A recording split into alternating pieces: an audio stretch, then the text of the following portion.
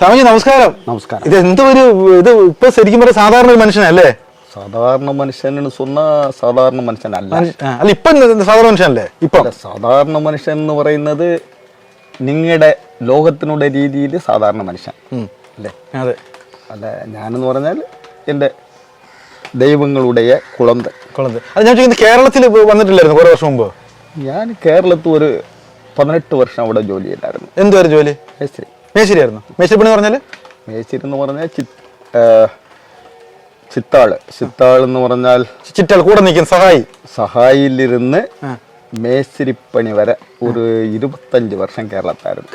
അപ്പൊ കേരളത്തിലെ മക്കളെ എല്ലാവരും അറിയാം. കേരളത്തിൽ എല്ലാവരും സംസാരിക്കാൻ അറിയാം, മലയാളം വായിക്കാൻ അറിയാം, സംസാരിക്കാൻ അറിയാം. എന്ന് പറഞ്ഞാൽ നമ്മുടെ കന്യാകുമാരി മാവട്ടം തിരുവിതാംകൂർ സംസ്ഥാനത്തോട് ചേർന്നതല്ലേ, അതുകൊണ്ട് നമുക്ക് മലയാളം. ഈ കേരളത്തിൽ ഒരുപാട് കഷ്ടപ്പെട്ടല്ലേ? വെയിലും മഴയെല്ലാം കൊണ്ട് നമ്മളിപ്പോഴും കഷ്ടപ്പെട്ടുകൊണ്ടേയിരിക്കുന്നത്. അന്ന് കേരളത്തിൽ മേശിരിപ്പണിയൊക്കെ നല്ല കഷ്ടപ്പെടലായിരുന്നു. വെയിലും മഴയെല്ലാം കൊണ്ട് ഒരുപാട് കെട്ടിടങ്ങൾ പണിഞ്ഞു. എന്തോ പറ്റി?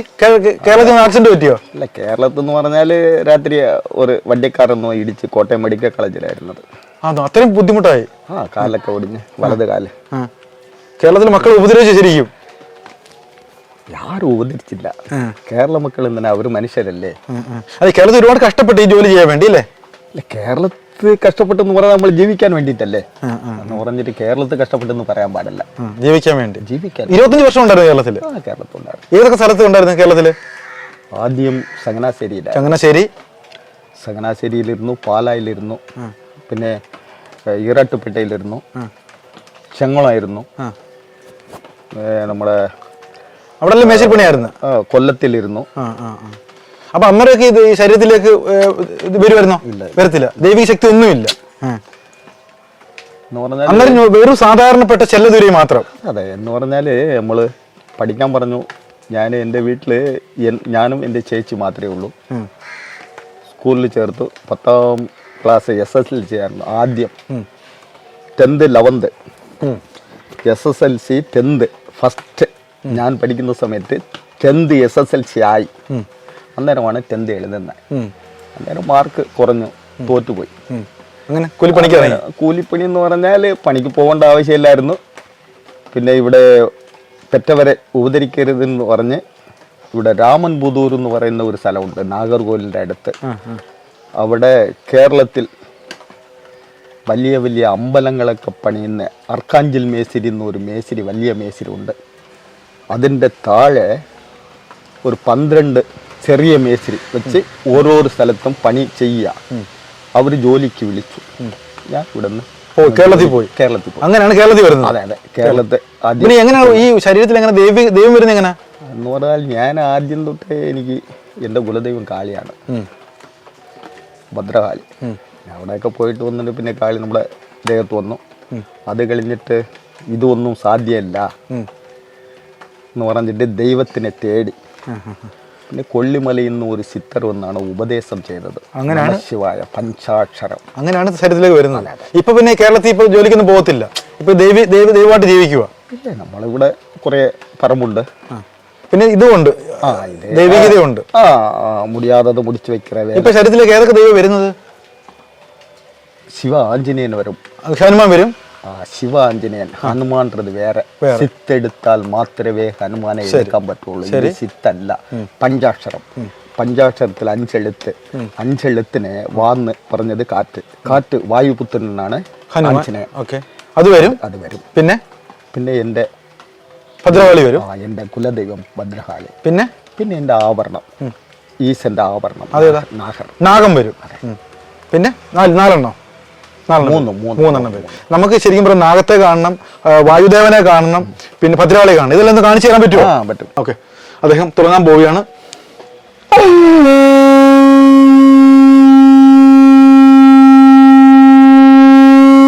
അപ്പൊ ആദ്യത്തെ സംഭവമാണ്. അപ്പൊ ഈ ശംഖ് കഴിഞ്ഞാൽ ദൈവങ്ങളെല്ലാം വരും എന്നാണ് വെട്ട്. അപ്പൊ ഏത് സമയത്ത് ഏത് ദൈവമാണ് വരുന്നുള്ളൂ. അപ്പം ചെല്ലൂര് സ്വാമി എടുത്തുകൊണ്ട് വരും. മണിയടിയല്ല, എന്തും കേൾപ്പിച്ചു വരും. ഏത് സമയത്തും നന്നായിട്ട് പൊളിച്ച് നല്ല ഭയങ്കരമായിട്ട് രീതിയിൽ തിരിച്ചു തന്നു വിടുന്നുള്ള പ്രതീക്ഷയാണ് ഞാൻ വന്നിരിക്കുന്നത്. അപ്പോൾ അതൊക്കെ പൂജാകർമ്മങ്ങളൊക്കെ തുടങ്ങിക്കൊണ്ടിരിക്കുകയാണ്.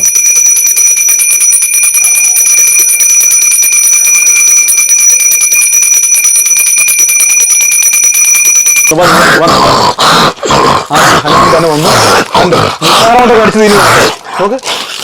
നിസ്സാരം ഇത് ആഞ്ജനേയനാണ്. ഓ നല്ല കട്ടിയുള്ള തേങ്ങ കേട്ടോ. നിസ്സാരമായിട്ട് കടിച്ചു പൊടിച്ച് തിന്നുന്ന കാഴ്ചയാണ് പ്രേക്ഷകർ നിങ്ങൾ കാണാൻ. നോക്ക്, നമ്മുടെ പല്ലുകൊണ്ട് പോലും സാധിക്കാത്ത കാര്യമാണ് ഇത്രയും നല്ല കട്ടിയുള്ള തേങ്ങ. തീർന്നു കേട്ടോ. നോക്ക്, നിസ്സാരമായിട്ട് അരച്ച് കാലയ്ക്ക് കുടിച്ചു കളഞ്ഞ സ്വാമി. ഇതാണ് ഹനുമാന്റെ പ്രത്യേകത. ഉണ്ട് നമ്മള് ചിരവ് വെച്ച് അല്ലെങ്കിൽ മറ്റേ ഈ പൊതിക്കുന്ന സാമാനം വെച്ചാണ് ഈ 2-3 മണിക്കൂർ എടുക്കും. 5 മിനിറ്റ് സംഭവം തീർന്നു. ആ വെപ്രാളം കണ്ടോ? ഇതിപ്പോ നമുക്ക് അറിയത്തില്ല. ഇതിപ്പോ നമ്മൾ സംസാരിക്കുന്ന ആഞ്ജനേയൻ കുടിക്കുന്നുണ്ടോ? ഇതാണ് ആഞ്ജനേയൻ. ദേഹത്ത് വന്നപ്പോഴത്തേക്ക് തീർന്നു. ഉണ്ട് സംഭവം അടിച്ച് കളിക്കണം. അടുത്ത് പൊതിക്കുവാണ്. നിസ്സാരമായിട്ട് പൊതിക്കുന്ന കേട്ടോ. ഇതൊക്കെ നല്ല കട്ടി തേങ്ങ കേട്ടോ. എന്നിട്ട് പോലും ആ പല്ലിന്റെ ആരോഗ്യം കണ്ടോ? അതാണ് ദൈവ ശരീരത്തിലേക്ക് വരുമ്പോൾ പ്രത്യേകത കണ്ടോ. എനിക്ക് വയ്യ. എനിക്ക് സത്യം പറഞ്ഞാലേ ഇത് മറ്റേ പാരയൊന്നും വേണ്ട കേട്ടോ. അതെ, ഒരു പല്ല് എന്തോ ഒരു പൊരുത്ത് പോലെ തോന്നുന്നു. ഇടയ്ക്ക് ഇളച്ചു പിടുത്തം വന്നു കേട്ടോ. ഇടയ്ക്കൊരു പിടുത്തം വന്ന്. ഓ തീർന്നു കേട്ടോ. നിസ്സാരമായിട്ട് പൊളിച്ച് കളയുന്നത്. ഏത് ഇത് വരുമെന്ന് എനിക്ക് അറിയത്തില്ല.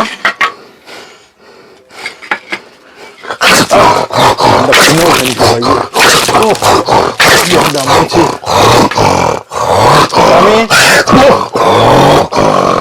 സ്വാമിജി. ഹനുമാൻ നേരത്തെ പോയെന്ന് വിചാരിച്ചു. ഇത് ഹനുമാൻ തന്നെയാണതോ? ദേഷ്യം ഭയങ്കര കേട്ടോ. അതെന്താ പതിയായിരുന്നേ? അന്ന് പതിഞ്ഞില്ല. പക്ഷെ ഈ പ്രത്യേകത ഉണ്ട് കേട്ടോ. ഇത് ശരിക്കും പറഞ്ഞ പേടിപ്പെടുന്ന രൂപമാണ്. അപ്പൊ ഇതെല്ലാം കൃത്യമായിട്ട് ഞാൻ വന്നവരേക്ക് എങ്ങനെ അറിയാം സ്വാമിജി? അല്ലയോ ദൈവമേ, ദൈവമേ എങ്ങനെ അറിയാം ഞാൻ വന്ന കാര്യം? നിങ്ങളെയൊക്കെ പഠിച്ചത് ഞാൻ, നിങ്ങൾ വന്ന കാര്യം എനിക്കറിയത്തില്ല അല്ലേ? അറിയാം അറിയാം. നോക്ക്, കൈയൊക്കെ ചുരുട്ടി ഒരു വല്ലാത്ത രൂപത്തിലേക്ക് മാറി കഴിഞ്ഞു കേട്ടോ. അത് നാഗമായി സർപ്പമായി. എന്താ പൊന്നോ, എനിക്ക് തറയും കൂടെ കുലുങ്ങോ കേട്ടോ.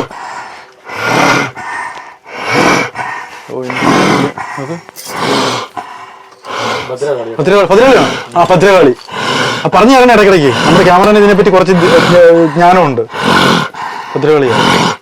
ഓ എനിക്ക് നാക്ക് കണ്ടോ? ഉഗ്ര രൂപിയായിട്ടുള്ള ഫീമെയിൽ വോയിസ്. ശ്രീശ്വരം കണ്ടോ?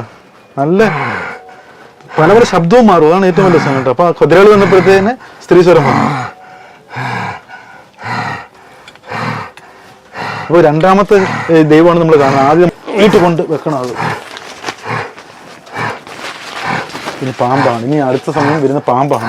പാമ്പ് വന്നു കഴിഞ്ഞാൽ എന്താ ചെയ്യുന്നത് എനിക്കൊരു പിടിയുമില്ല. ഞാൻ ആകെപ്പാടെ വല്ലാത്തൊരു അവസ്ഥയിൽ നിൽക്കുവാണ്. അതുകൊണ്ട് സാരി കഴിച്ചു മറ്റേ ഓക്കെ.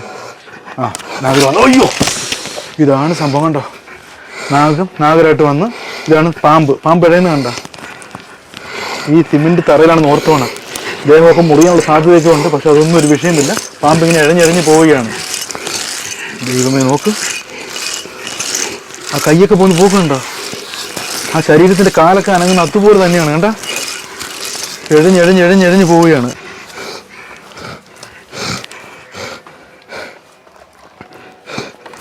ഇതാണ് പാമ്പ്. കണ്ട ചീറ്റുന്ന കണ്ട മോനെ. ഇത്ര ദേഷ്യത്തിലാണ് നിൽക്കുന്ന സമയത്ത് പാലൊന്നും കൊടുത്തില്ലെങ്കിൽ ഇങ്ങനെയാണ് സംഭവം. തളർന്ന് വീഴുമ്പോൾ ദൈവമേ. മോളെ പാല് കൊണ്ട് മോളെ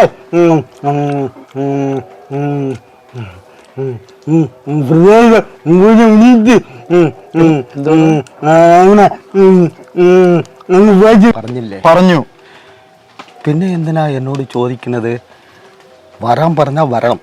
വരാൻ പറ്റിയില്ലെന്നൊക്കെ പറയാൻ പാടില്ല. അതെന്താ പറ്റിയില്ല? ഇന്ന് എങ്ങനെയാ വന്നത്? ഇന്ന് എനിക്ക് എൻ്റെ മനസ്സ് മന്ത്രിച്ച് ഇന്ന് കാണണമെന്ന് പറഞ്ഞു. എനിക്ക് അതിൻ്റെ സമയം ഇന്നായിരിക്കും. അങ്ങനെയൊക്കെ നിങ്ങൾ വിചാരിച്ചാൽ അതെല്ലാം ശരിയല്ല.